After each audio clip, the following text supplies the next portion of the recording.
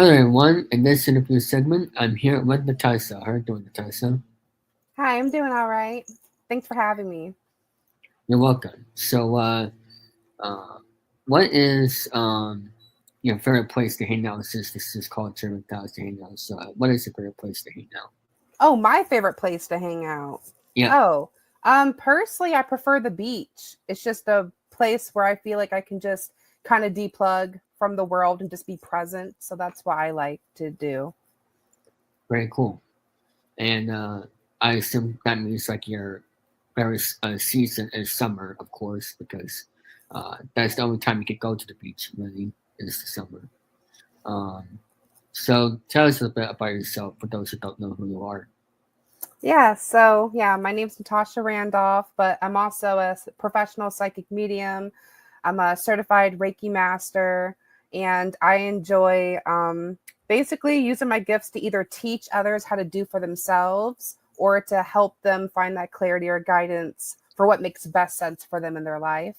And Okay. it's more than just part of who I am, it's my career, it's my passion, and it's my life.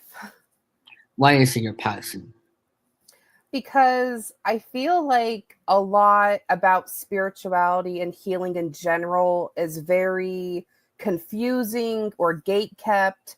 And I just feel like I enjoy like demystifying that where it's clear, simple, easy to understand so that you Yeah. can make your own connections with it. That's what inspires me to see those light bulbs with other people.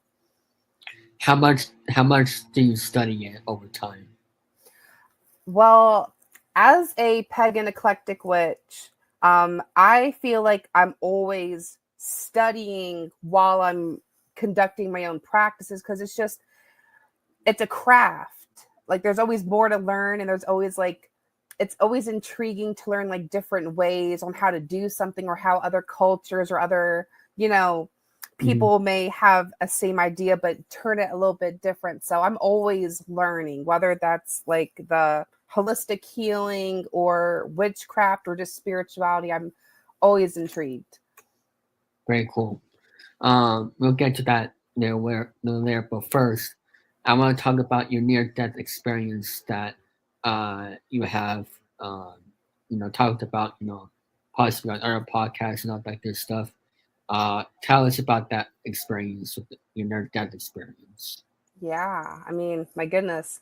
So when it happened, I was about 16, and it was just a very low point in my life, to be honest. Um, it's actually when I attempted to take my own life, and Um, right, right as I was transitioning or felt like it's like in that dark moment, I was just trying to like give up, or I thought I was. And then I had this experience where once my body felt heavy and I just felt like I was basically going to sleep, I had this experience where I felt and saw myself floating above my own like sleeping body.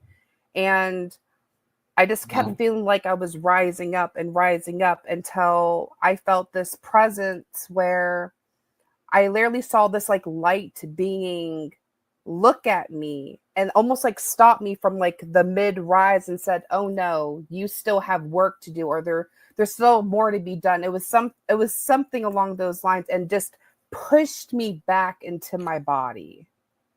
Wow, that's crazy. Uh, have you ever thought like maybe that was just a dream, or because I know people may think that was a dream, but have you ever asked yourself maybe that was just a dream or it really happened? I definitely feel that it happened because it's like when you have certain encounters with spiritual beings, it's like it's not just that one instance that you have that encounter. It's like there's other um it's like there's signs and other like little glimmers where they kind of give you like that validation or like here's another piece to the puzzle. So I Yeah. find that when it comes to a true experience, it's not just that one instance. There's usually like some breadcrumbs or some other things that kind of links to that one main point, is what I feel. Okay. And I'm pretty sure there's people asking, how come you were thinking about taking your own life away during that time? Yeah, well, it was definitely a different time, but just at that point in my life, I just felt I was at a point where I felt like there was so much heaviness that I had experienced and seen, and it Hmm. just felt like it kept compiling to the point where I just at that point was so low and wounded within myself. I did not personally see a point to continue. And once I had that experience, it completely changed my life because it made me feel and have kind of like this certainty of like, I feel like there's still work to be done. Like there's purpose for this life, even if I don't understand it quite so. And that really was like the turning point. Absolutely. Um, I mean, at 16 years old, I believe the most difficult ages in anybody's life is the teenage years of 13 to 17 or 18, because that's what everybody says about that time period, because you're stuck in middle school, and um, you just like you're going through so many body changes and all that stuff, um, and just uh, you see a lot of things differently during that time, and I think you can agree that that had a lot to do with it. Yeah. I mean, there's definitely some factors beyond just trauma, like family or some societal things. Absolutely. Hmm. Um, do you have any advice for those who are going through that time right now? Absolutely. I think the biggest advice I could give in that situation is like,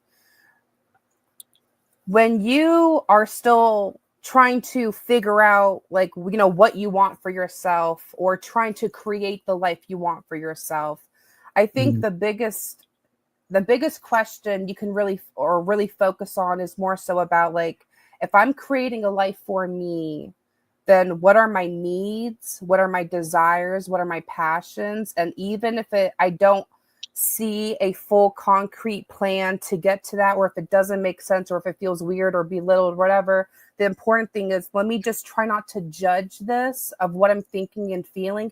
Let me just sit with this, marinate with this, because I need to be able to create from a place. If it's for me, I need to connect with Yeah. myself. And so much of us are so disconnected from ourselves, living for others, that if we want to come back to us and build for us, I encourage you to look at your needs, your desires, and your passions and work your way from there. Even if you don't see the full, way there, maybe you could see the first step and you can take your step towards that.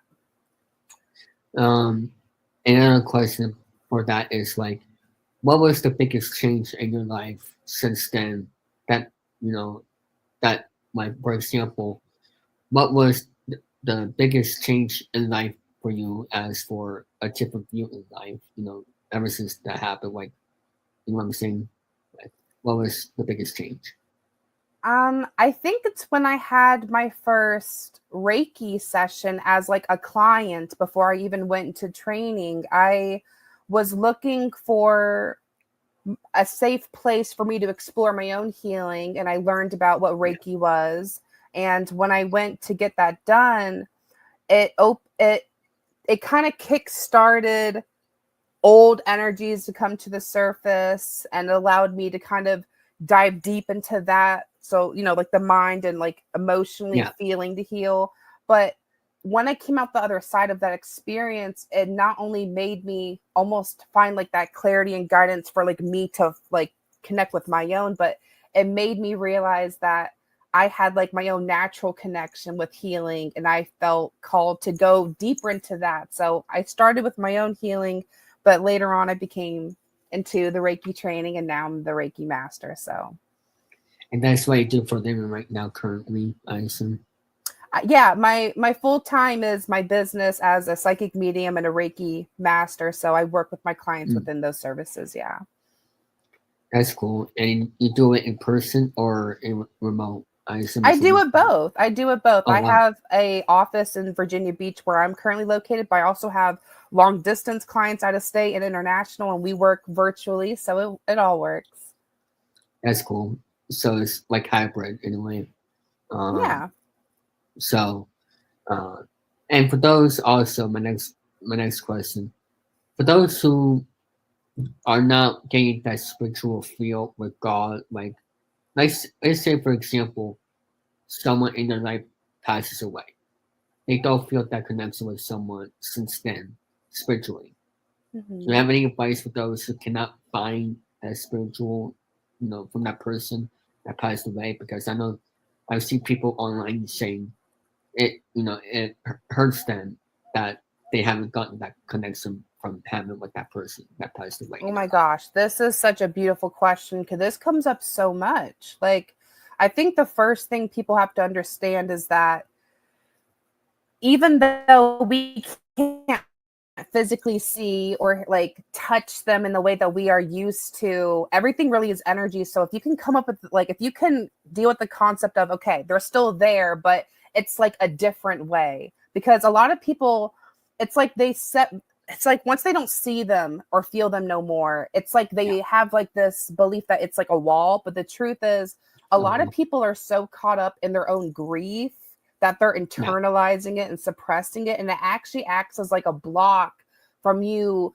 feeling the presence, let alone connecting. So sometimes spirit has to wait for us to be physically asleep or to be like resting to even penetrate our energy. Because those that are so grief strucken or so emotional and low in themselves, they're not open, let alone receptive enough to feel or pick up and receive that message or that sign or that download or however it may be. So it's not the Mhm. idea of they're gone. It's the idea of, okay, am I in a place and space within myself to be able to be open to that? Because it's not What? just about the Mhm. beliefs. It's about, are you, like fully present and grounded in here so that you can be aware of it and then receive that.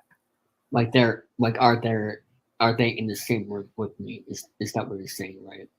Yeah, Yeah. because like a lot of times once they cross over and they go through their own life review, a lot of spirits, they like to visit loved ones or certain familiar places. But most of the spirits that I come in contact, they're always like saying stuff like, yeah, I see this loved one, I'm trying to connect with them, but they're so emotional or they're so down. I can't even like connect with them like I want, but I'm seeing them. And then they'll tell me like the signs or whatever experience they have to validate, yeah, I'm here, I actually know what's happening. And they're like, oh my gosh. So it's like I have to remind them that, hey, they're there, but you're just not really open or ready to connect because you haven't acknowledged or processed that. So it kind of blocks you like a shield Yeah. in a way.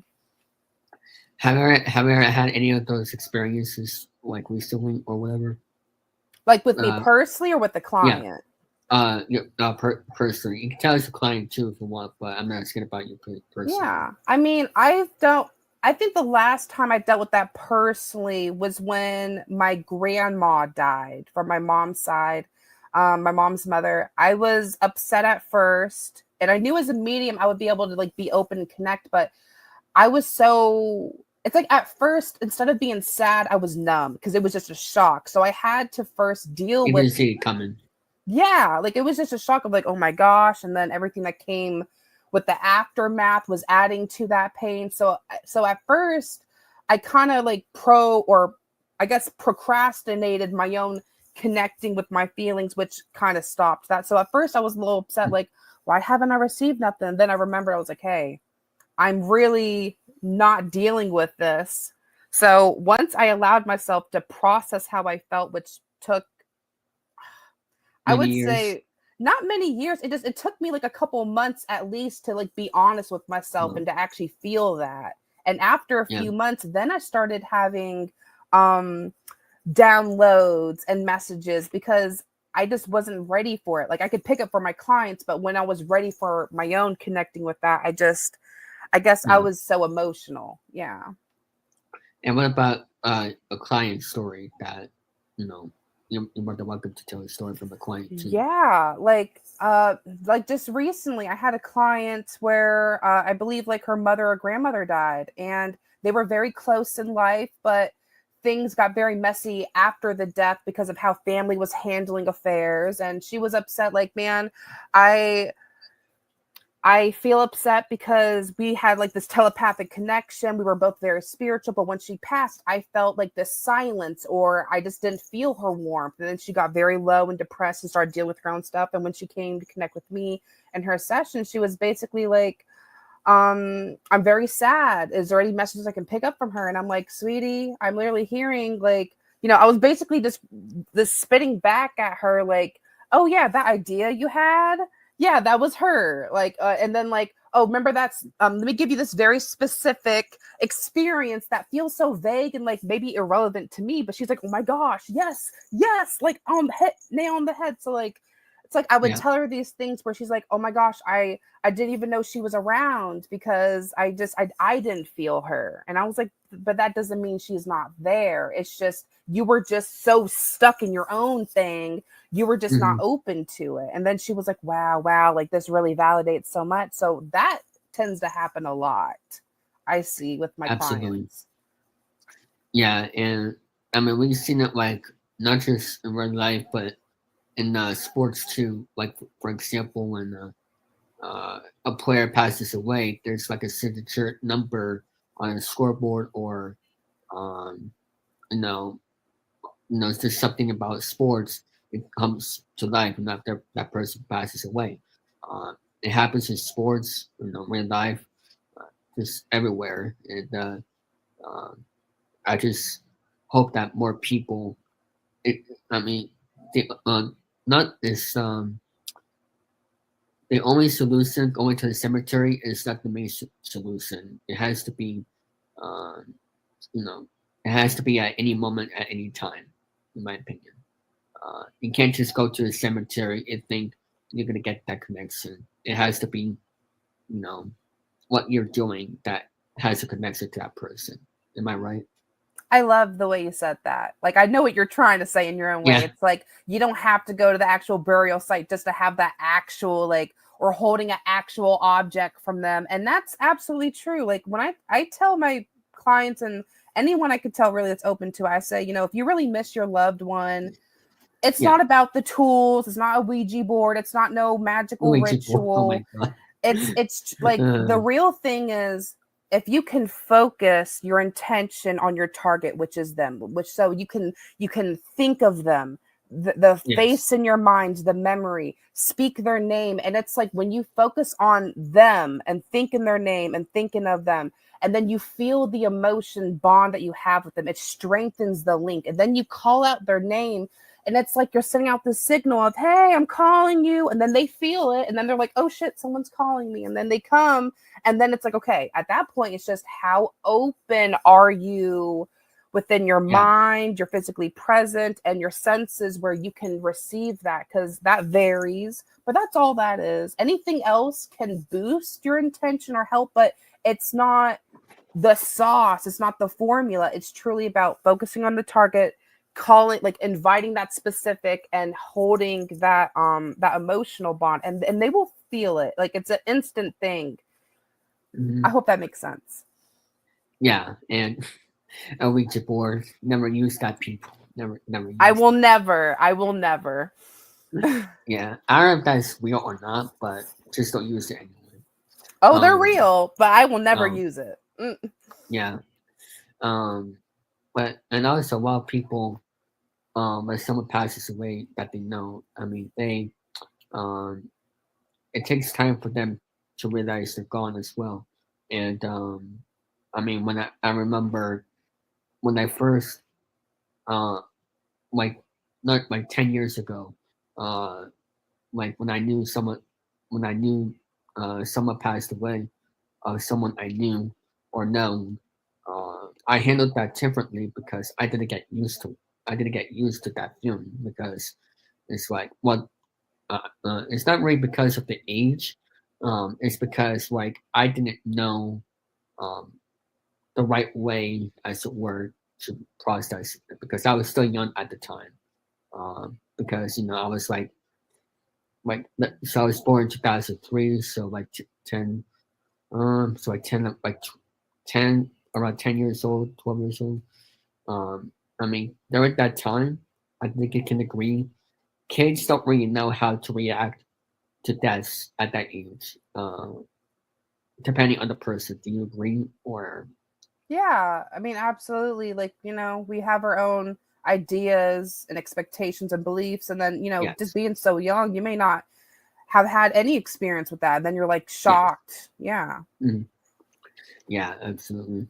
Where can people find you on social media or any podcasts that you do or whatever client search? Yeah, absolutely. So I do have my own website, so I have www.psychicmediumnatasha.com, but I'm also on Facebook. So that's going to be Psychic Medium Natasha LLC. And then Instagram, YouTube, Pinterest, that's all the same, which is at Psychic Medium Natasha to keep it easy. All right, pretty cool. And that'll be it for this interview segment.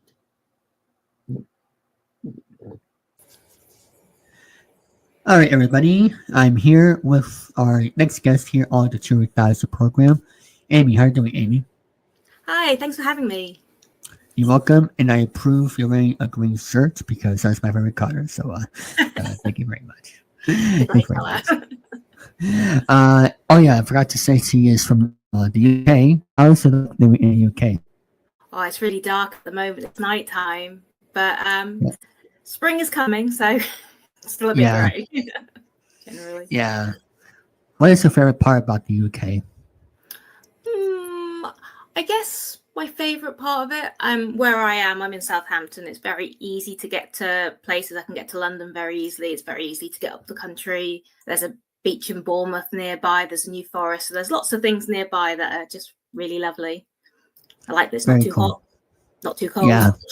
All that. Is it only English in the UK, if I'm correct? So in the United Kingdom, so Wales, Scotland, and Northern Ireland are part of the United Kingdom, I believe. Gosh, I hope I don't get that wrong. Along with England. So we're all making up the United Kingdom. Very cool. So it is Autism Awareness Month as you're airing this. Tell us your experience with autism awareness. Awareness, okay. So I guess this is changing quite a lot. I feel that people are becoming quite a lot more aware. When I was diagnosed, which was over 10 years ago, it was there was not a lot of awareness, especially with women. I had a lot of people tell me they'd never met anyone like me, like medical professionals, and they didn't know quite what to do because they'd never met anyone like me. And it was like, really? Really?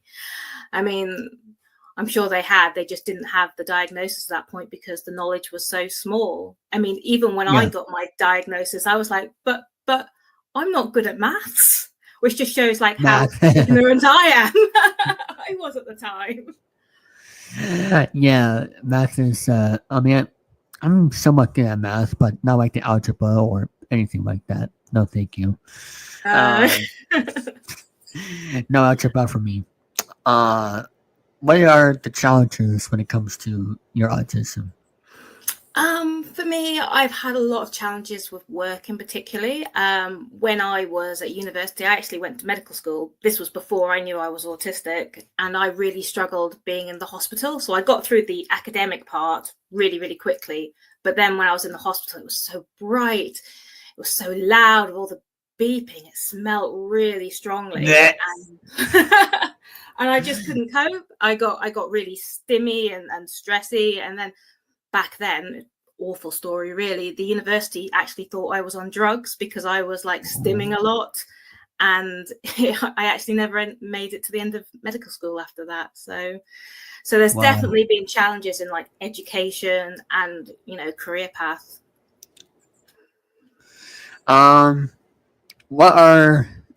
there any positives when it comes to being autism? I love how clearly and deeply I could think about things that I'm passionate about. I also think leaning into autistic joy, there's nothing as good as autistic joy. I really lean into it, and I feel it so strongly throughout all of my body. And, I wouldn't like to lose that. Yeah, agree. You just gotta like stay positive of who you are as a person, because there's a bunch of different people out there for a reason, So Absolutely. with me, I don't know if this is autism, but towards a syndrome. I'm not sure if I talked about this in the program, probably not, but towards system, you know what I'm trying to say. It's a type of autism. So like we struggle with let's say for example, there's too many steps in one type of task. Yeah, There's definitely. too many, and also sometimes when you're in let's say you're in a indoor room that have soft walls or whatever, and there's millions of people in it, like a big crowd like that in a very small room. If it's a large big room, that'll be okay. But in a small room with a lot of people screaming out and cheering, and also another example, if they're in the cafeteria or the gym, gets very loud in there. People like us don't really like that loud noise, except I always need an escape route. Yeah. But however, if you're at a sports arena, that's a little bit different. Because you know what to expect. And also they have music going on, and all that good stuff. So stuff like that, that'll be fine. But if it's like an indoor soft closed room, no, thank you. No, I wouldn't like that at all either. Absolutely not. Do you have any stories with other people that you know that have autism that have crazy stories that would you like to share an example of? Oh my gosh, other people. That's interesting. I don't know a lot of other people's crazy stories, but I do find as a people, we have lived, if you know what I mean. And quite often that's not always through our choice, because we've had to have all these different careers and try things out because things haven't worked, or we've had to try, well, we shouldn't have to, but try and reinvent ourselves to try and fit in, and then end up in these places. Gosh, do I have any? I mean, I once entered a competition and won a trolley dash in a really crappy supermarket, where I was helped by a clown on stilts. Very interesting. So random. Wow, that's good stuff. What is some of the have you found any have you settled yourself and accepted? How long did it take for you to be accepting yourself to have autism? When you first discovered you had it, how long did it take for you to accept it? It's a good question. Straight away, I had this initial kind of oh yes, this makes so much sense. I understand myself completely. And then I went into this kind of pit of grief and grieving and thinking, when they told me they thought I was bipolar or whatever other mental health stuff they put on me, which wasn't the case. I always thought, oh, well, I'll get better one day. I'll get better. And then when I was told I was autistic, it was well, this is who I am. And I had this kind of oh, but this is difficult. I'm not going to get better. But that isn't quite how it is. Now that I've become more accepting and I've actually learned how to manage the things that stress me out. For example, I don't have to kind of stay in a room that's really loud and stressful just because other people are. Because I used to think, well, everybody else says I should be doing this too. But now I'm oh no, I have sensitivities here. I can just walk out.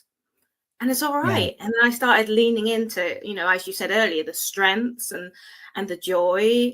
And I think, I'm so much happier than I ever have been. How long did it take me to get there? Probably about a year and a half.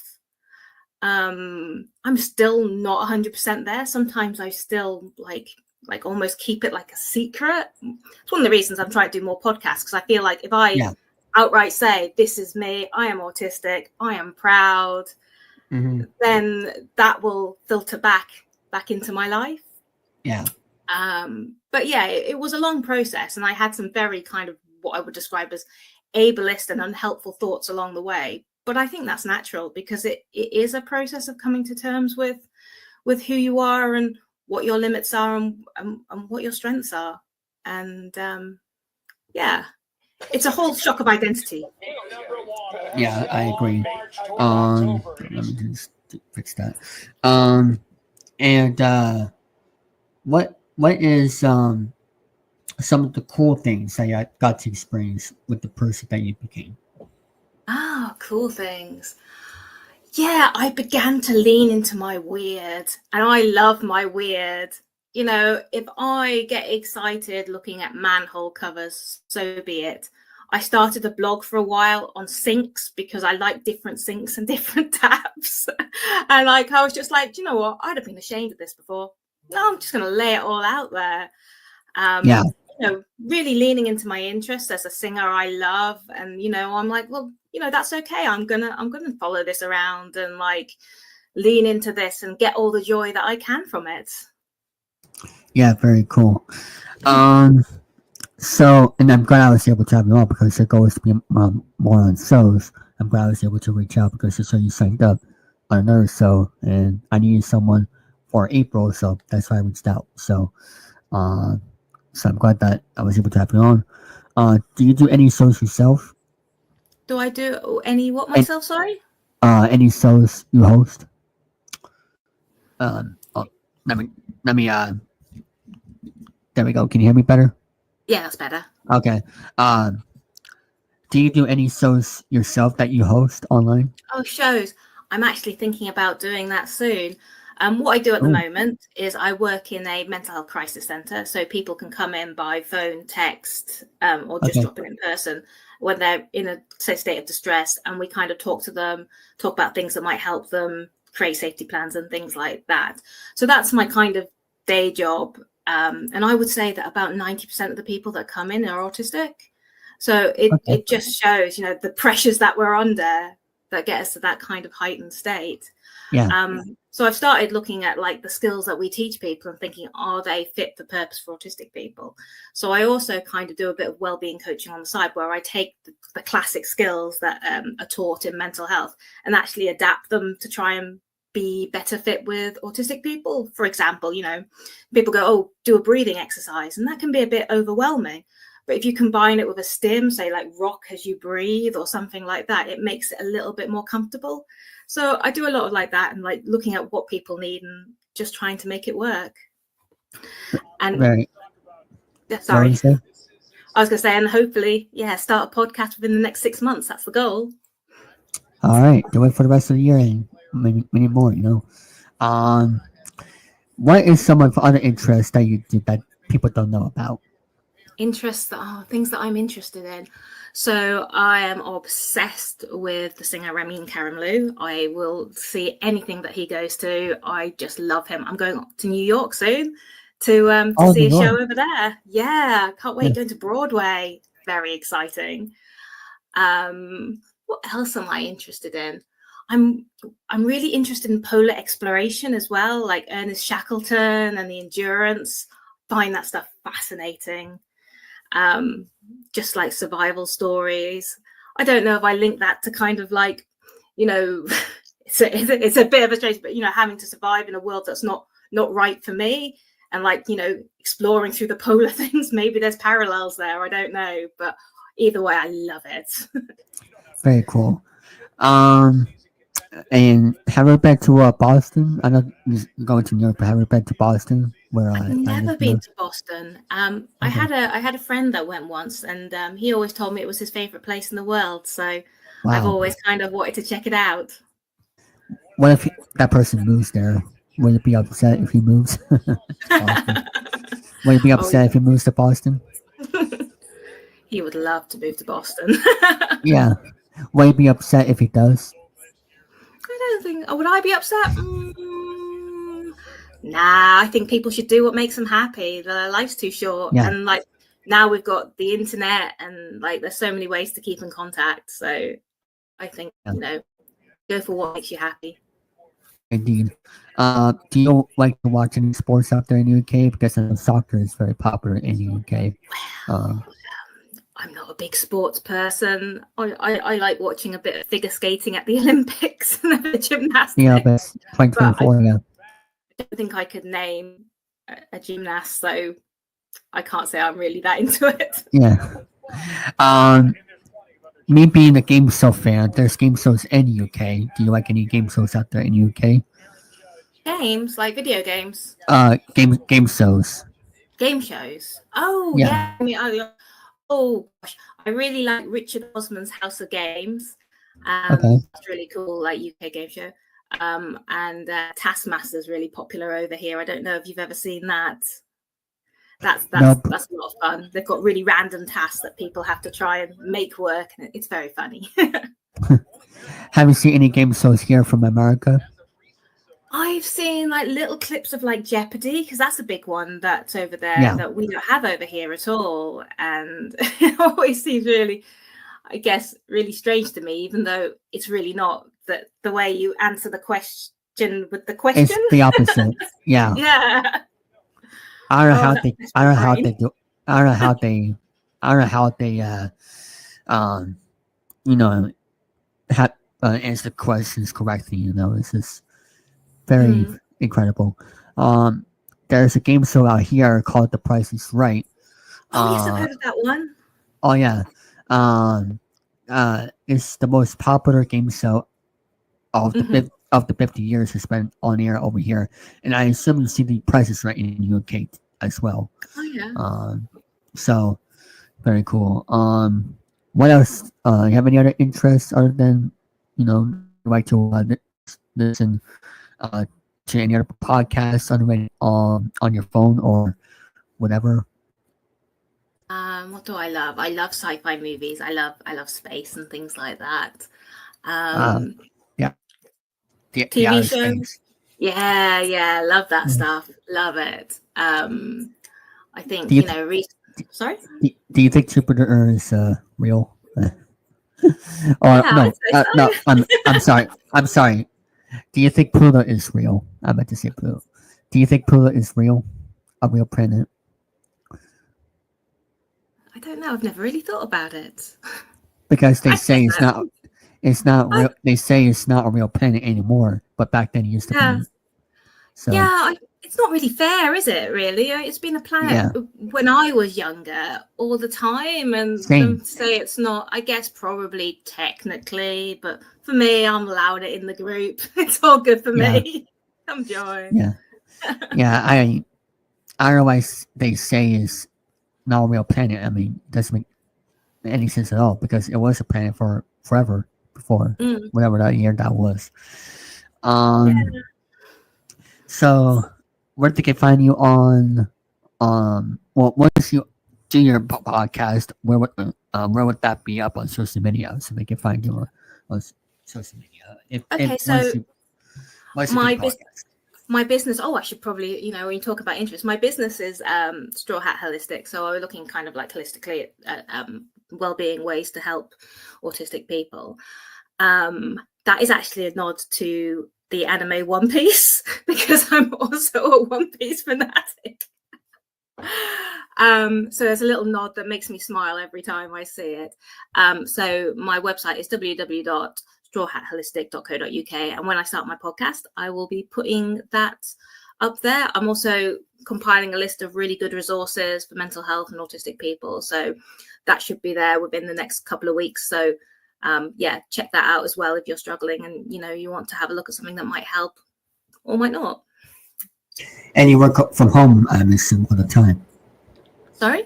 You work from home all the time, I I assume. do work from home. Yes, I do. Yeah. So I work via Zoom, so I can work with people overseas or whatever. Although I am struggling with your accent, so I'm sorry if I keep asking you to repeat yourself. It's okay. I've had a lot of health stuff in my past, so it's all good. So yeah, that's gonna be it for this interview right here, interview segment, and that'll be it for this segment. Lovely. Thank you so much for doing this. Thank you for having me. Bye. You're welcome. Are you ready for the ultimate entertainment experience? Then welcome to the Network 3000. We've got you covered with all of the variety of content such as our weekly programs Like Chilling3000 Hangouts, the Popcorn Panel Podcast, Sports Show Standing Stand, Breaking the Chains, and more. We also got the game shows, game plays, play-by-play reactions, blogs, and other fun stuff That you can only get here on the Network 3000. Subscribe today.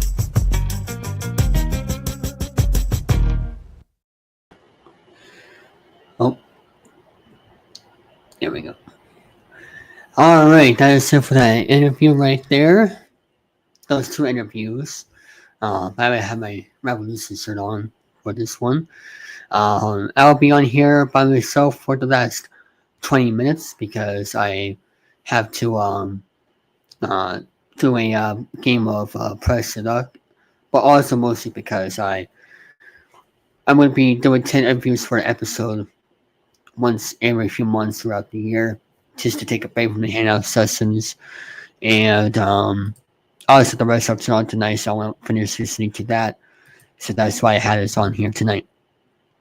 Thank you, Trip and Nickel, for the compliment, and everybody else who came in. Here is my first rant that I wanted to take care of. Not all my topics are rants, but hello there, Jose. Pickleball, you're on the list. Because every time I play pickleball now, every single week as part of my program, I get injured in some way, shape, or form. I hurt my toe last week. My knees always get tagged up and hurt. And I have to tag up when I go to sleep, feel my pain with the bruise when I go to sleep, tag up it. Pickleball and football should be banned from the United States of America if I was president. It needs a lot of progress because I am and the rules are that dumb. Okay, pickleball's rules are just completely dumb. Nowhere like tennis, even though it's supposed to be not like tennis, but still, they're copying off tennis. I like bowling better. Bowling and mini golf. I like tennis better. I like the old classic games. Screw off this generation. Okay, that's. I do pickleball once a week because I have to for exercise. I I really hope no more bruises. I mean, no more bruises, no more hurting my toe, none of that crap. Okay, no more. I gotta do a bowling vlog. We'll talk about that at another point of time. Okay, that was my first rant. I'm gonna get the rants out of the way. My next. Oh, why do I have that on twice? Whatever. Okay. Let's talk about ESPN. Okay. Not just ESPN, but sport talk shows here in my area. Like, for example, NBC Sports Boston. Specifically, Falker and Mass, even though they're great people. But here, let me explain. It's all about the non-stop football talk in the off-season of the NFL. I understand you gotta go through the free agency. They talk about free agency, fine. But they talk about football when there's stacked up in NBA and NHL going on, and Matter of fact, they do it in the summer in June, July, May, April. I mean, here in Boston, we want to hear about the Bruins, we want to hear about the Celtics, we want to hear about the Red Sox. The talk show in my area, all they talk about is Bill Belichick and the Patriots. Where's the other three sports? Okay? You need to start talking about the Red Sox more. You need to start talking about the Bruins more, even though they suck, but there's for great content. Right to you, raving, wink, wink, and just all that crap. Hey, what about the Revolution? At least I saw at one point there's a morning show on ABC Sports Boston. Let me look that up. Talk show. I need to look up the names. Because I am drawing a blank right now. I don't know, but in the morning, there's a show called. Oh, I forgot the name. Can somebody help me? I forgot the name. I'm not. Sake Botran. Okay, got it. Sake Botran. At least they did a segment about the revolution one time. And ESPN, all they talk about is the ABA and NFL. ESPN needs to work on talking about the NHL because there was a broken record by the Great 8 today. We didn't know that was going to happen today. ESPN doesn't talk about it. All they talk about is the broad James hairline. So ESPN hates hockey and baseball especially because they talk about the only thing they talk about baseball is when Mad Dog comes up first take once a week on Wednesdays. Other than that, they don't talk about baseball. All they talk about is LeBron James and Patrick Mahomes, Tom Brady, Michael Jordan. That's all they talk about. Okay? That's all they talk about on ESPN's First Take. Get up. Oh, who is the better than Michael Jordan than LeBron James? Really? Have you ever heard of Bill Russell? Have you ever heard of Kobe Bryant? Ever heard of whoever else? Okay, I'm gonna leave that there. And wonder why NBA ratings are low, because Stephen Curry, Kevin Durant, and LeBron James are all going to be gone by the next 5 years. You can count me on that one. By the next 5 years, those three stars are going away. And what ESPN will talk about now with the NBA. Stephen A. Smith will be president for crying out loud. And they won't have any ratings for first take then. The only good show will be on in 5 years without Stephen A. Smith will be Get Up with Mike Greenberg. Okay? And I wonder why they got rid of baseball on ESPN. Because they suck at covering baseball. They don't even talk about the postseason. That's all I have to say. And finally, my last rant. This might be controversial. I just don't understand why people are so looking forward to Fridays every single week. Why not Saturday?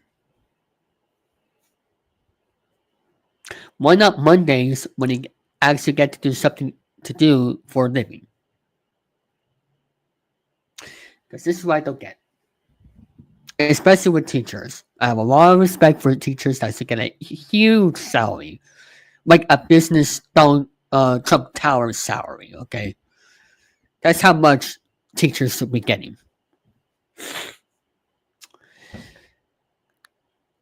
All they care about is going on vacations. Gee, I wonder why. Maybe they don't like the job as much because, I don't know. There's just something about it that I wish they enjoyed of what they're doing better. Maybe it's because they don't get paid enough.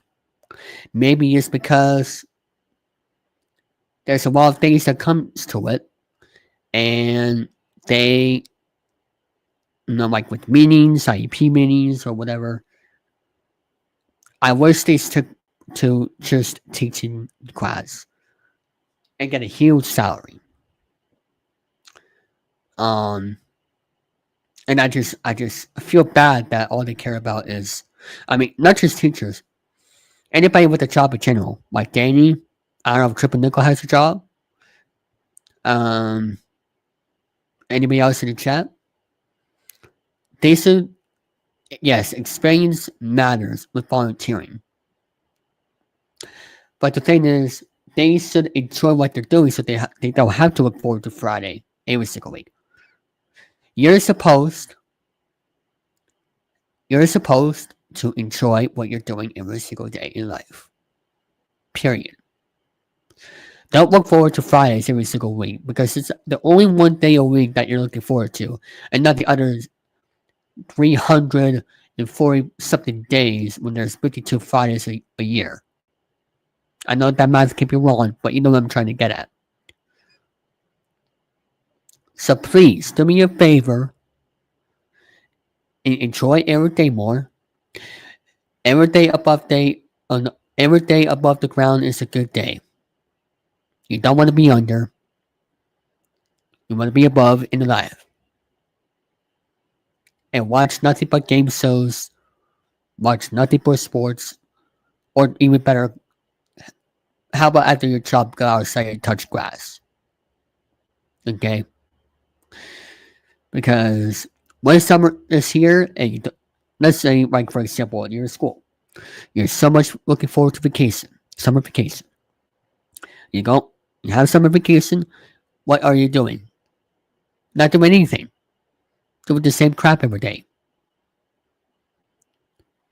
Unless if you have many vacations, then that's fine. I respect that.